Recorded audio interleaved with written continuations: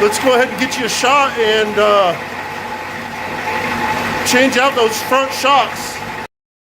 That's 9/16 up top.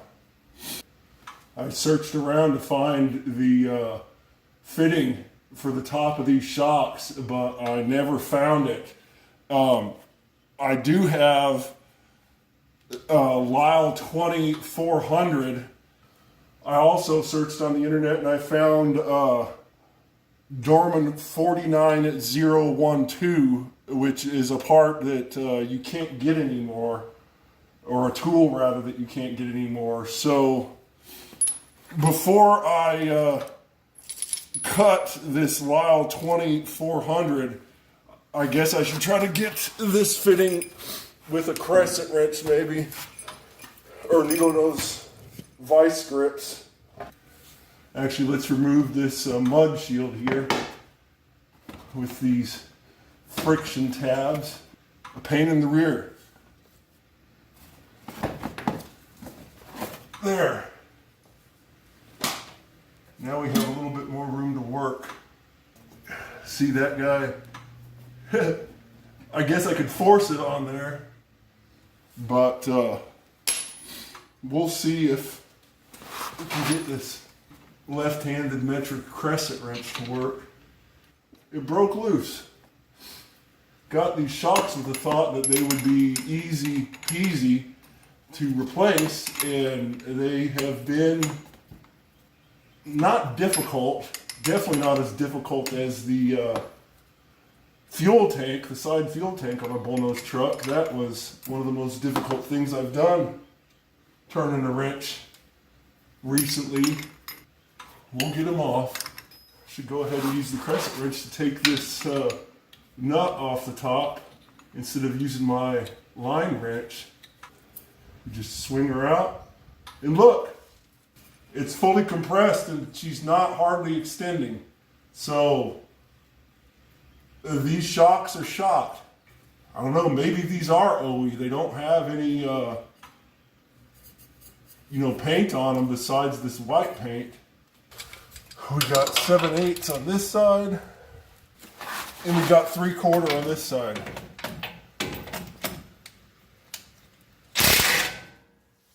That's all it should take. There we go, the nut, the 3/4 nut.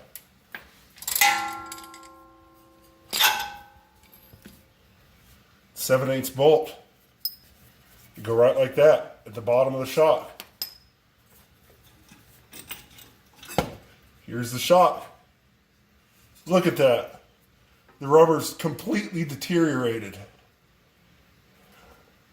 No wonder it rides like an old farm truck battle.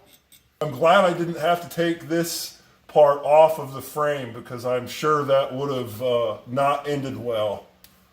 Let's see if I can manhandle this.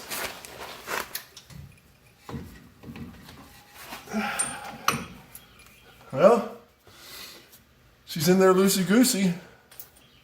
You know, I think it's easier just to manhandle it and put it into position than to try to mess around with zip ties. All right, from the Cheater's Guide, it's 63 foot-pounds for this bottom bolt. Well, that's 63 foot-pounds. All right, I guess we got it on there. We're here on the passenger side of the truck, and I moved the tire. We got the driver's side front shock out by lifting the truck and removing the wheel.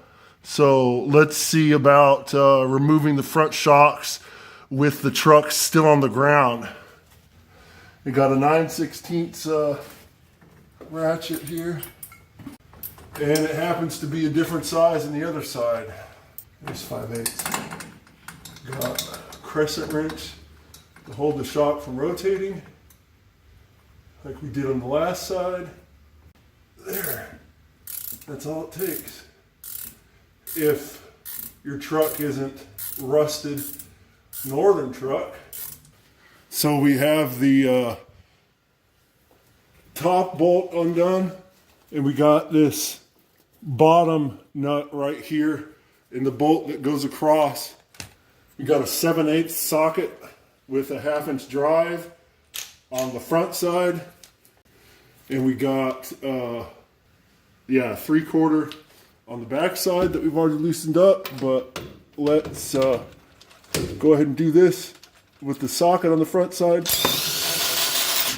There we go. She came off. This shock isn't as damaged as the one on the driver's side because it does spring back into place. Got myself a rubber mallet. Well, the bolt just fell out. I was going to try to get it from the front and it came out. Of course, I didn't get it on film.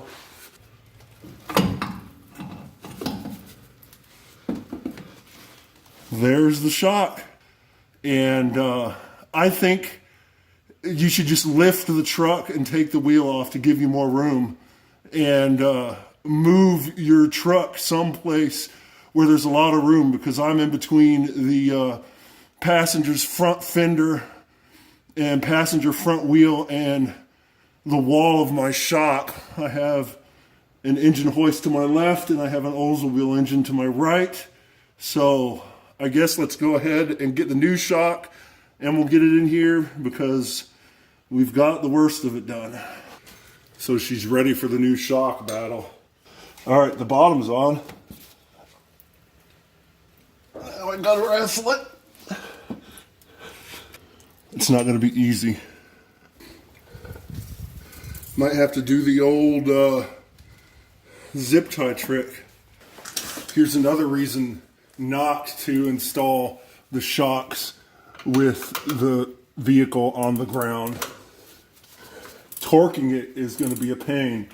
It's 63 foot-pounds. Let's see if I can get it one-handed with my offhand. Now that was my wrench slipping. There we go. 63 foot-pounds. Would have been much easier with the truck in the air with the wheel removed. But we got new shocks in there. We got those front shocks installed. You can see that the driver's side one was completely worn out and it doesn't ricochet. And then this passenger side one probably isn't far behind. I just used a crescent wrench up top. If you're up north, then you might invest in Lyle Tool 2400. The only problem is that you would have to remove the wheel well to access the top of the shock.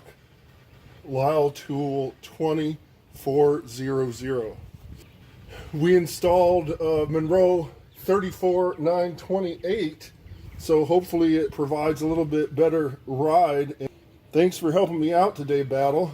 Make sure you check out one of these other videos I did on my bullnose truck in the past, and I'll see you next time, Battle. There it is, Battle. A 5/8 nut, and this side had a lock washer. And that's Essential Trimmers.